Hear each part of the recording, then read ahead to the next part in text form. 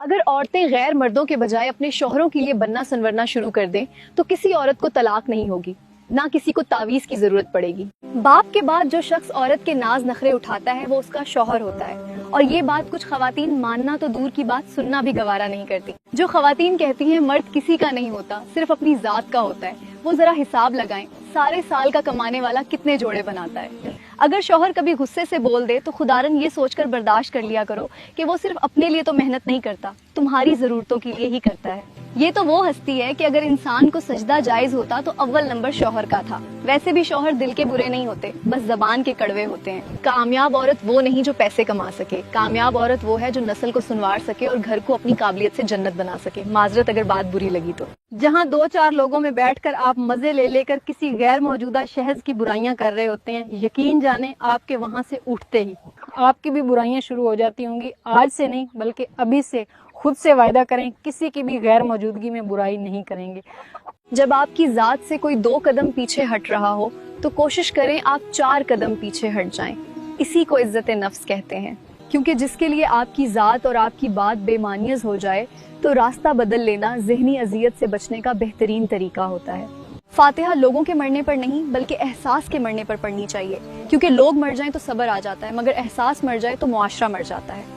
एहसास सबसे कीमती दौलत है, ये खत्म हो जाए तो इंसानियत खत्म हो जाती है। खुद गर्ज लोग साए की तरह होते हैं, जो रोशनी में तो नजर आते हैं मगर अंधेरे में गायब हो जाते हैं।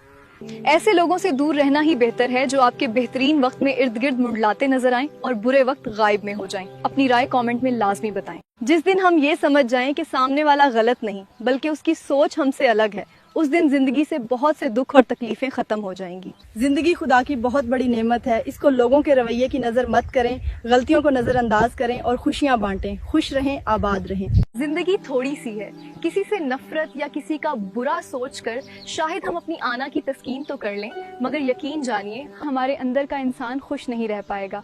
इसलिए किसी की टांगों को खींचने से बेहतर है उसका हाथ थाम लो, जिंदगी आसान और पुरसकून हो जाएगी।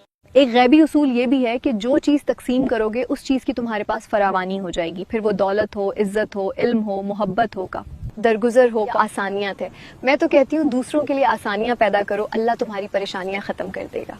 मैं गलत हो सकती हूँ, आप इत्तेफाक करें या ना, मगर मेरा तजर्बा कहता है कि गुर्बत हमेशा मोहब्बतों और रिश्तों को कमजोर बना देती है।